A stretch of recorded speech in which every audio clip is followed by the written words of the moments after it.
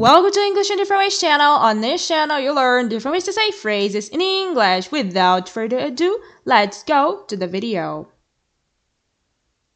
Welcome to English in Different Ways series B1 level. This is episode 7. Let's go.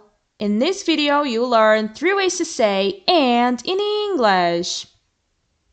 Way number 1, as well as sentences. She speaks French as well as Spanish. The project requires time as well as effort. He enjoys playing soccer as well as basketball. Way number 2, furthermore, sentences. The plan is cost-effective. Furthermore, it is environmentally good. She has a lot of experience. Furthermore, she has excellent communication skills. The new policy will improve productivity. Furthermore, it will reduce costs. Way number 3, in addition, sentences. The hotel offers free breakfast. In addition, there is a gym and a swimming pool. He's a talented musician. In addition, he's a skilled artist. The company provides excellent benefits. In addition, they offer flexible working hours.